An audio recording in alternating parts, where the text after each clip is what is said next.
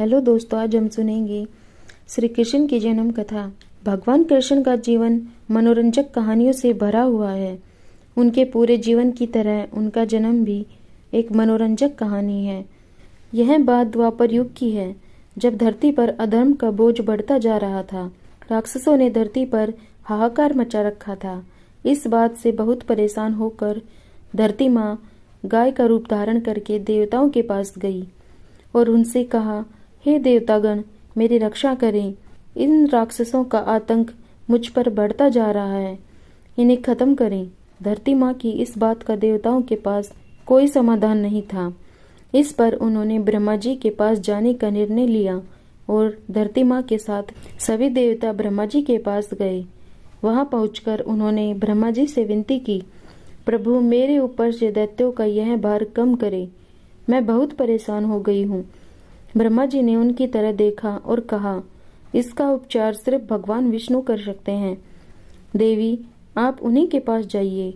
ब्रह्मा जी का कहा मानकर उनके साथ धरती माँ और सभी देवतागण भगवान विष्णु के निवास क्षीर सागर पहुँचे। उस समय वह शेषनाग पर लेटे हुए आराम कर रहे थे। वहां पहुंचकर सभी ने उन्हें प्रणाम किया और पूरी कहानी सुनाई। पूरी कहानी सुनकर भगवान विष्णु ने कहा, हे देवी, परेशान न हो, मैं मनुष्य के रूप में पृथ्वी लोक पर अवतार लूंगा और पाप को खत्म करूंगा। उनकी यह बात सुनकर धरती माँ खुशी खुशी वहां से चली गई। इधर मथुरा में राजा उग्रसेन राज किया करते थे।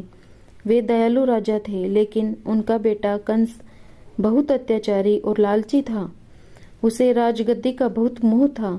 एक दिन उनसे अपने बल से राजा उग्रसेन को सिंहासन से उतारकर जेल में डाल दिया और खुद राजा बन गया। लेकिन कंस अपनी बहन देवकी से बहुत प्यार करता था।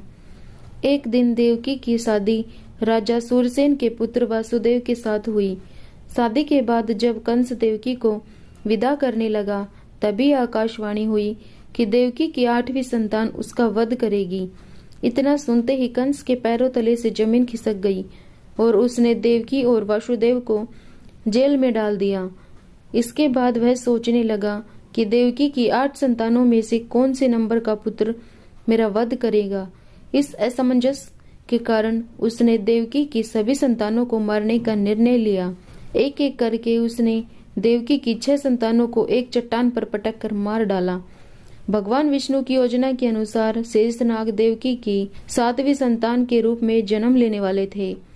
जब देवकी 7वीं संतान से गर्भवती थी तो देवताओं और भगवान ने तरकीब से उनका गर्भपात करवा दिया। साथ ही उस संतान को वासुदेव की पहली पत्नी रोहिणी के गर्भ में पहुंचा दिया गया था। बाद में इस संतान को श्री कृष्ण के बड़े भाई बलराम के रूप में जाना गया था। इसके बाद भाद्रपद के कृष्ण पक्ष की अष्टमी को रोहिणी नक्षत्र में देवकी की 8वीं संतान ने जन्म लिया। उसके जन्म लेते ही सारे सैनिक अपने आप सो गए। देवकी और वासुदेव की हथकड़ियां खुल गई और जेल के दरवाजे भी अपने आप खुल गए। उन दोनों को कुछ समझ नहीं आ रहा था और तभी आकाशवाणी हुई कि इस पुत्र को गोकुल में नंद बाबा के यहाँ छोड़ आओ। उन्होंने ठीक वैसा ही किया। उन्होंने टोकरी में श्री कृष्ण को लेटाया और यमुना नदी के पार गोकुल में छोड़कर आ गए और वहां पालने में सोई बेटी को अपने साथ जेल में ले आए। वासुदेव के वापस आने के बाद सब कुछ पहले जैसा हो गया। हथकड़ियां और जेल के दरवाजे वापस लग गए और पहरेदार होश में आ गए। होश में आते ही सैनिकों ने देवकी की 8वीं संतान की खबर जाकर कंस को दे दी। कंस दौड़ता हुआ जेल आया और देवकी की गोद से उसकी संतान को छीन लिया। इसके बाद जैसे ही कंस ने उसे मारने के लिए हाथ उठाया, वह उसके हाथ से छूटकर हवा में उड़ गई और बोली, दुष्ट कंस, मैं योग माया हूँ। तुझे मारने के लिए भगवान ने गोकुल में अवतार ले लिया है। अब तेरा अंत निश्चित है। इसके बाद श्री कृष्ण को मारने के लिए कंस ने कई राक्षसों को गोकुल भेजा, लेकिन कोई उनका बाल भी बांका नहीं कर पाया। अंत में उन्होंने कंस का संहार किया और मथुरा को उसके आतंक से आजादी दिलाई। Thank you.